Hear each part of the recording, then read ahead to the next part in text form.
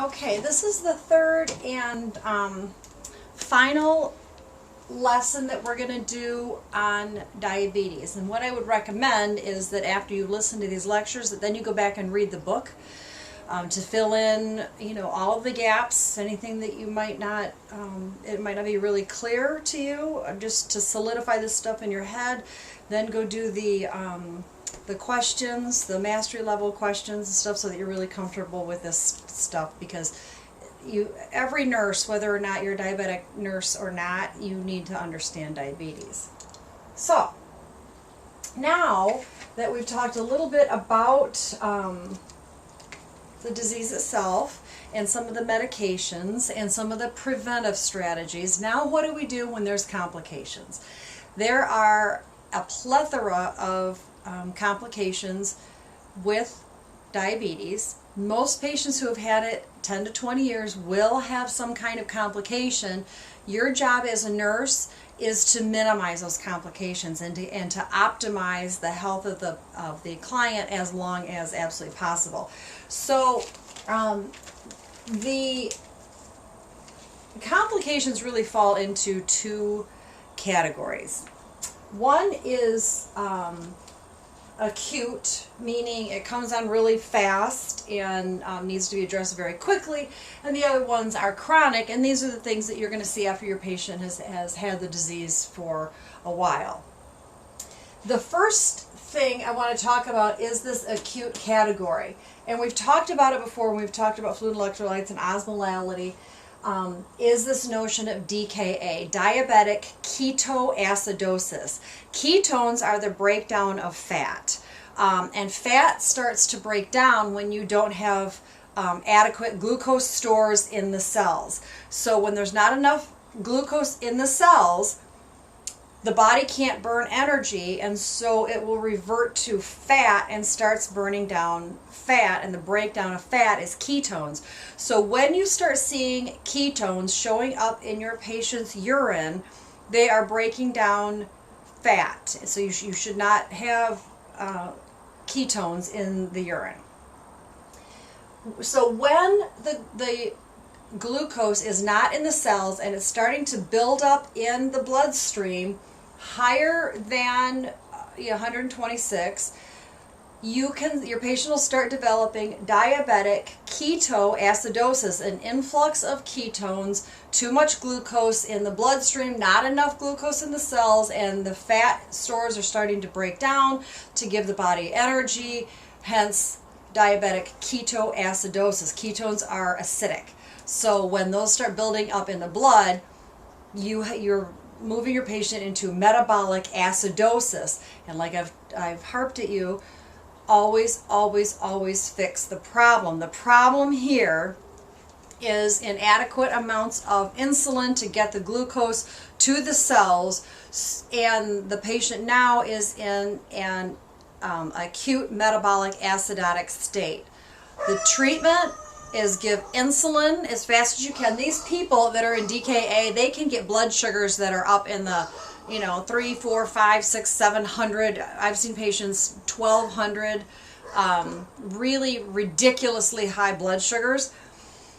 Your patient will be agitated, lethargic. You start worrying about EKG changes, dysrhythmias. That is very significant levels of ketone and acid and hyperosmolarity in the presence of significant amounts of sugar. So you've got to get that sugar back into those cells. So you give them quite a bit of insulin and fluids, because you remember in our hypertonic patient, well, I'll draw it right here because they're both the same.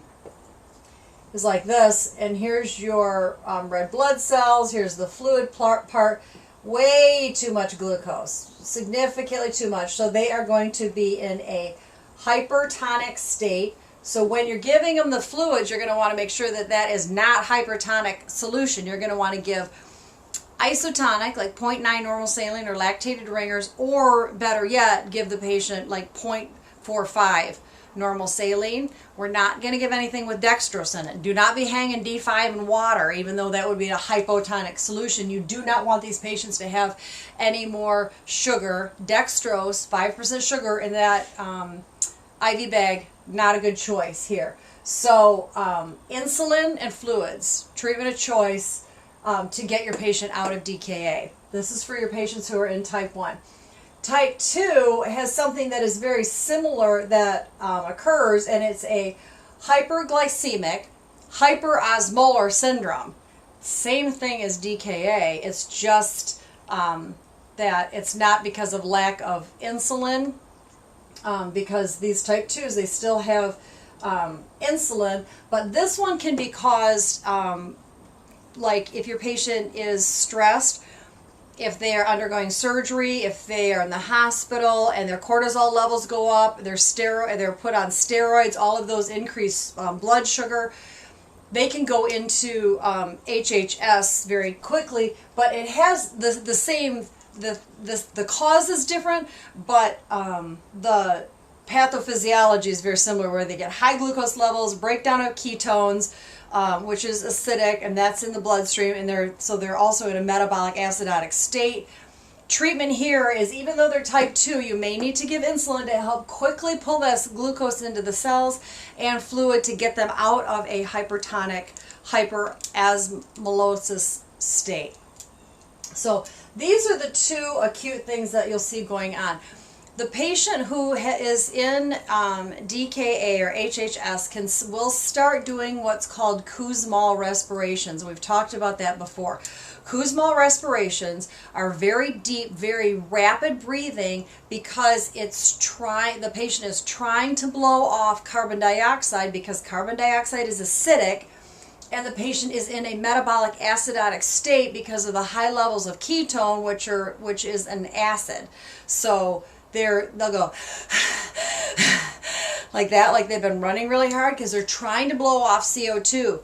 Do not stop your patient from doing that. That's a good thing. That's going to help equalize the metabolic acidosis that they are in. So when they're doing that Kussmaul respirations, you might notice a very fruity odor to their breath. That's the blood sugar that you're smelling. They're getting rid of that blood sugar, and you can smell it. So don't stop them from doing that, because you want the body to do that. You go do something that the body can't do on its own, like give insulin or more fluids.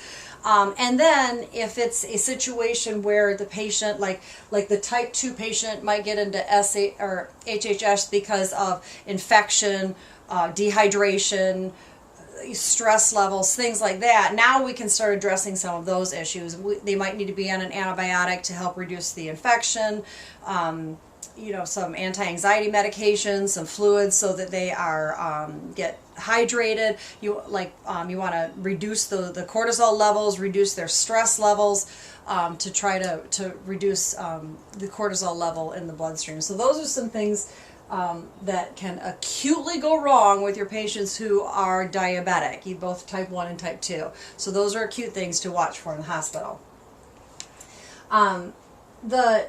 These, if they get too high for too long, they can be fatal. So these really need to be addressed very quickly and rather aggressively. Yeah, okay, I think I told you everything about that. So now let's talk a little bit about some of the chronic problems that can occur. These are really important, because I'm sure you've heard this, because it's all over the news all the time, that patients who have diabetes are at a much higher risk for cardiovascular disease, hypertension, and stroke. And I'm going to tell you why. There are two kinds of vessels that we look at in our patients. Well, there's two kinds of vessels. You've got your macrovascular system, and then your microvascular system. In your macrovascular system, it's the big your big major vessels, your arteries, the things that are going to lead to hypertension, the coronary arteries on the outside of the heart. So what happens over a certain period of time, and I think I told you this in the last video, is that those the cells and the vessels don't like to be bathed in a ton of sugar. When they are bathed in a lot of sugar for a long time, they start getting thick and rigid. Way down at the capillary levels, those start getting thick and rigid, and the oxygen carbon dioxide exchange cannot occur as quickly. The arteries become stiff. They can the vessels, the larger vessels, can lead, when they get thick like that, can lead to atherosclerosis. And you know that atherosclerosis which really is like inflammation and swelling inside those arteries, that then can lead to stroke, because you're getting inadequate amounts of blood through those arteries up into, like, your carotid arteries are going to feed up into your brain. Your renal arteries are feeding your kidneys, which is why extended periods of diabetics for long periods of time ends up with kidney failure, because your renal arteries get too stiff, and then there's inadequate perfusion to the kidneys, so you can have kidney problems, which then need to be on dialysis. So all of the macro vessels can have implications when they've been floating in too high of levels of sugar for too long. And that then can lead to stroke and cardiovascular disease. So they're much at higher risk for heart attack and stroke because of inadequate flexibility and malleability of the arteries. Then down at the microvascular level, all kinds of things can occur. And at the microvascular level, now we're talking way down into the capillaries, and in the smaller vessels, the smaller things that get carbon dioxide oxygen exchange.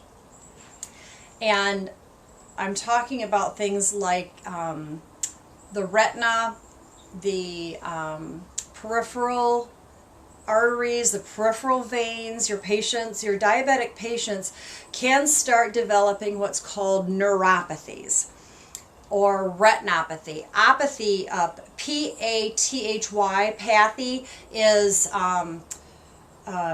not a good thing. It's like an abnormality. So when you see that suffix, pathy, that is like a disorder or a malady. So the things that we look at down at the microvascular level, there's two kinds. There's sensory motor disorders that can occur, and there are autonomic things that can occur. Both the blood vessels, and I mean arterial and venous on both sides, and the nerves don't like high levels of sugar, and they will start degenerating and not working efficiently in the presence of long-standing blood sugar. There's a couple things that you need to watch for in your patients who have been diabetic. So if you're taking care of a diabetic patient and they've been diabetic for a long time, there's a couple of things that you need to start assessing. The first thing that we look at is called diabetic retinopathy, and that involves the eyes. Many diabetic patients after 10 to 20 years will start having vision changes, and it can be anything from starting to have blurred vision to all the way to blindness. There's a lot of diabetic people who've had it for a long time will go completely blind because the retina starts degenerating because it has been swimming in too high of levels of blood sugar for too long. That's called diabetic retinopathy. So your patients who are diabetic have to be encouraged to get at least annual eye exams just to make sure that that retina is okay. And prevention is the best treatment here, because we don't have a lot of really good options to fix diabetic retinopathy once it starts. There's not, at this point, there's not a lot of good treatment for diabetic retinopathy other than prevention. So, but you do want to, there are some medications out there that can maybe slow down the progression of the disease, but it's important to follow that up with the ophthalmologist, your patient who is diabetic. The next thing is nephropathy. Neph, N-E-P-H, is the prefix for kidney. Anytime you see neph anything, it's kidney something. So nephropathies can start occurring both at the macrovascular level, like I just said, the renal arteries can start getting rigid and hard, leading to hypertension, but also the smaller arteries and veins in the kidneys can start becoming damaged. Once those become damaged, then that leads to hypertension and renal failure. So again, you've got to follow very closely. You got to follow your patient's BUN, blood urea nitrogen, and their creatinine. Normal blood urea nitrogen is between 8 and 20, and normal creatinine is 0.4 to 1.4. It's lower. Creatinine is actually a little bit of a better measure of how well those kidneys are functioning. And the other things you can test for is sugar in the urine, ketones in the urine, protein in the urine. None of those should be in the urine. And if they are, the kidneys may not be as efficient, may not be working as well, and now all that stuff is spilling into the urine because the kidneys are now starting to degenerate because of the presence of long-standing sugar. When the patient starts developing hypertension because of nephropathies, then we have to start treating the hypertension. So you'll see this going on in your patients who are diabetic, is that the diabetes is the root cause, but now the complications are becoming such that now we have to start treating the complications. So we treat hypertension, you put a patient on an ACE inhibitor, and the ACE inhibitors, that's the one where, hopefully you learned this in pharmacology. If not, let me know and I can go over it in class. But the ACE inhibitor stops the renin-angiotensin system, so it stops the vessels from vasoconstricting. So a lot of them are put on an ACE inhibitor. The other thing that you need to watch for in your patients who are having nephropathies is nephrotoxic drugs. A lot of the medications that we put our patients on get filtered through the kidneys and they're nephrotoxic. Many of the antibiotics that we use are nephrotoxic, like gentamicin. A lot of the mycins are very hard on the kidneys, and a person who has normal functioning kidneys, that's okay, and it really helps to eliminate some of the bacterial infections. But you need to be very, very careful in your patients who are diabetic, who also may have a nephropathy. You don't also want to put them on nephrotoxic drugs. So again, if you follow your BUN and creatinine, watch what's going on in your urine to see if something's spilling. You might need to discuss with the healthcare provider what kind of antibiotic you need to put your patient on if they also have nephropathies. The other thing that we do in our patients who are developing nephropathies, and we'll talk about this next semester when we go over the renal things, is you want to put them on a low sodium diet, low protein diet, because both of those things I won't go into all the details. We're going to go over that in the renal system. I don't want to confuse you with that, but I do want to let you know that if your patient has nephropathy, that low sodium, low protein diet is indicated, because the problem with protein is, and that's albumin, like when you're checking the labs, your albumin level is a reflection of protein. The problem is we need protein, 1, to reduce edema, and 2, to promote healing. But if the kidneys are unable to metabolize and get rid of protein, because the breakdown of protein, it gets built up in the liver, the kidney, and it can lead to further damage. So you really have to be cautious if you're putting your patient with diabetes and nephropathy. If you're putting them on a low protein diet, you need to be vigilant about their skin care so that they're not also developing decubitus ulcers or foot ulcers, because those won't heal as well in the presence of low protein and in the presence of microvascular arteries and veins that are not as efficient in the oxygen carbon dioxide exchange. So you need to be cautious with that. The other neuropathies that I wanted to talk about at the microvascular level are the sensory motor and the autonomic. Now, if you remember back from physiology, your nervous system is made up of your autonomic nervous system and your sensory motor nervous system. Your autonomic nerves are those things that you can't control. So, for example, you can't control your GI motility. You can't control your bladder. You can't. You can't control like the stretch of the bladder. You can train a baby obviously to to control your bladder. Like you can control the sphincter, but you can't control the filling in the bladder. It's an automatic process. Blood pressure is an automatic process. So as the autonomic neuropathies develop, you could see things like what we call a neurogenic bladder, like a bladder that you lose a lot of sensation and feeling, so the patient can become more incontinent or retain urine, and they're prone to developing urinary tract infections. So you need to be vigilant about their bladder control. The motility in the GI tract is an autonomic. It's innervated by the autonomic nerve, so you may have delayed gastric emptying. The patient could start getting bloated.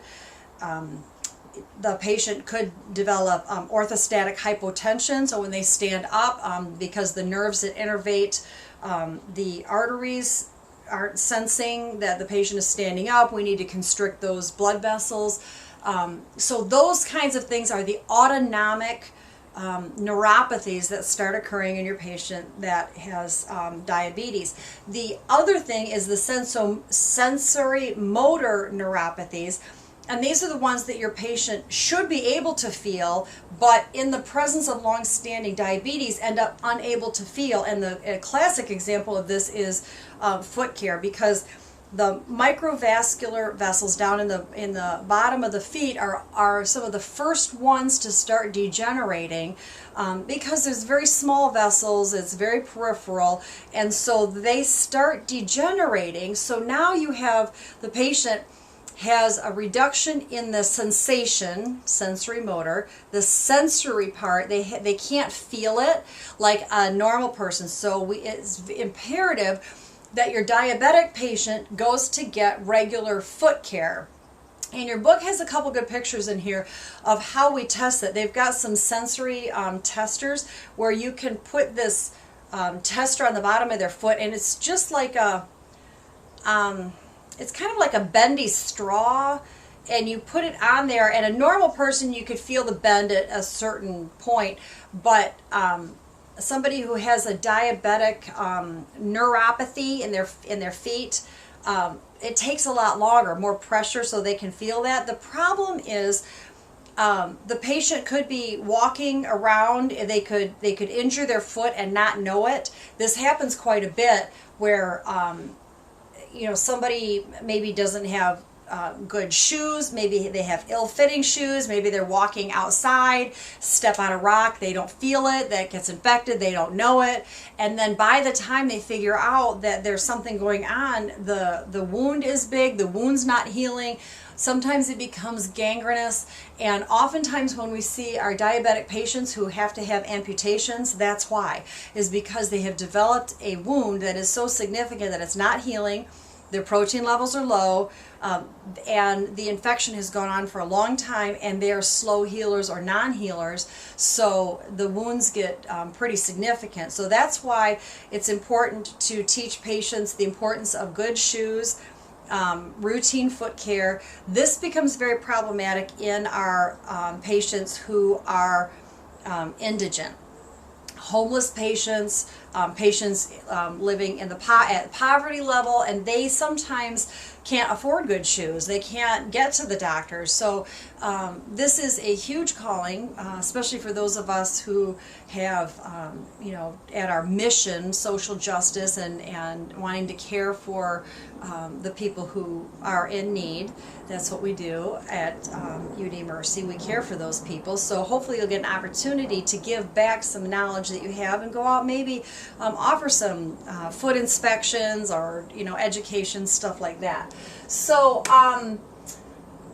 those really are the acute and chronic complications that occur in your patients who have had diabetes for a long time, and basically it is a degeneration of the nerves and the vessels that go to everything in the whole entire body. That's why you will start seeing your patient having vision changes, sensory changes, delayed gastric emptying, bladder problems, orthostatic hypotension, so delayed healing. All of these things are major complications of diabetes, in addition to higher risks of stroke, heart attack, those kinds of things, because of the complications from inflammation, atherosclerosis, things like that, that can lead to the ultimate worsening of the condition, which is why at the front end we need to try to have really tight glycemic control. I think, if you hear the word paresthesias, I was telling you, like, your feet get, like the diabetic foot gets numb and tingly. That's the word for that, is paresthesias, numbness and tingling. And they tend to have paresthesias in their feet, peripheral. I think that is, I told you about hospitalized patients, leads to stress, leads to increased cortisol levels. I think that's about it. It's really important just to teach your patient how to assess themselves, how to get regular care. I think that's it. I can't really think of anything else. You got the elderly complication in there because they tend to be a little bit more dehydrated. Sometimes they live alone. They are more prone to falling. So things like that with the elderly, that's in your textbook. So I think that's it. I think that's it for this chapter. You might have to listen to these a couple times to sort of, kind of really remember what I've said. So that's it. So next time we'll do the rest of the endocrine, but that's the big bulk of endocrine stuff. So here you go.